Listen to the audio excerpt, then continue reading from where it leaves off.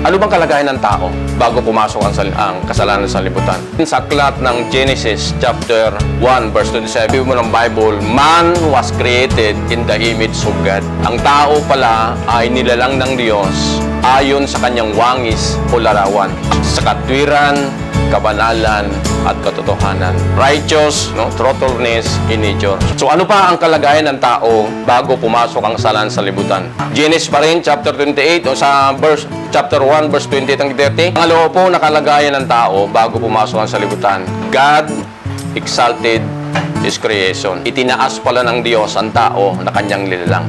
Bukod sa ang tao ay nilalang niya ayon sa kanyang larawan at wangis, ang tao ay inilagay ng Diyos sa isang mataas na kalagayan. Ang tao ay hindi namang nilalang ng Diyos ayon sa kanyang larawan. Ang tao ay hindi namang binigyan ng Diyos ng mataas na kalagayan. Binigyan niya ang tao ng karapatan upang pamahalaan ang lahat ng likha ng Diyos. At hindi lamang niyo mga kapatid, ano ba ang kalagayan ng tao bago pumasok ang kasalanan sa libutan? Hindi lamang ang Diyos nilalang niya ang tao ayon sa kanyang larawan. Hindi lamang ang tao ay itinaas ng Diyos para mamahala sa kanyang mga nilikha. Sabi doon, ang Diyos ay inilagay niya ang tao. Man was placed in a very good environment. Inilagay pala ng Diyos ang tao sa isang napakagandang kalikasan.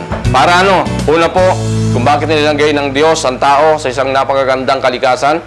To enjoy God's abundant provision.